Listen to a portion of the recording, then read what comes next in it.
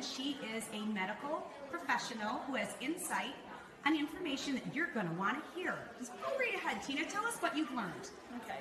Since the Affordable Care Act came out, we are now, as nurses, required to ask every single patient when they come to the hospital if you've had your flu vaccine or your pneumococcal vaccine. If you say no to either one of those, in the computer, an order will generate that says we need to give you this vaccine. We don't need to speak to a doctor. It's hospital policy. It's now health department policy that we now have to give you the vaccine. Even if you came to the hospital with a stubbed toe, you will be offered both vaccines if you meet requirements, which just about everybody meets requirements for flu vaccine. And most people over the age of 65 will need the pneumococcal vaccine.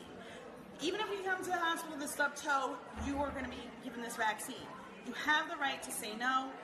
If you say no, they just check it off as refused. This was never like this years ago. This is a new thing. And tell me what we were discussing before about surgery and your admission that you hadn't had these recent vaccines. Tell me about this protocol, because I don't think that people, in fact, I know that there are many people that are not aware of this. When you go to the hospital, if you need surgery, you need a knee replacement surgery, first they're going to ask you if you've had the vaccines. You're going to say no. Mm-hmm.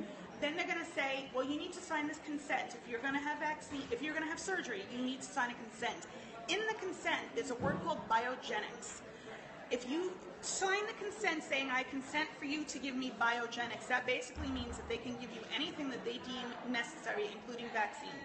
So if you say you didn't get a flu shot, it's flu season, and you sign the consent that says, I agree to biogenics, they will give you a vaccine even when you're under anesthesia because you already signed the consent. So you might not even know you received the vaccine. Correct. Is that correct? Unless you go and get your medical records, you will not know that you got a flu vaccine. They may tell you at the end, oh, by the way, you're now covered, you got the flu vaccine or you got the pneumococcal vaccine. But 2 people now have reported to me last week saying that they got the vaccine, they did not want the vaccine, they didn't know that word biogenics meant that they're going to get a vaccine because vaccine falls under the title of biogenics. It's new terminology that I myself just realized. Mm-hmm. So this is profound. So how can people, with your insight, protect themselves from being vaccinated against their wishes? You can, when you sign consent for surgery, you can specifically say, no vaccines, I don't want this. You can write an initial after what you say you do not want, and they have to honor that. And if they don't honor it, they can be sued. Right. So we do need to be educated to protect ourselves. Correct. So anytime you go to the hospital, yes, you should be aware of their policies. Oh, absolutely. And you said it was biogenics? The word biogenics is now being used. In the past, it used to be a consent that basically said we could give you blood products if we feel you need it. We could give you, other medications if we feel you need it. But now with the word biogenics, it's now including vaccines. Profound.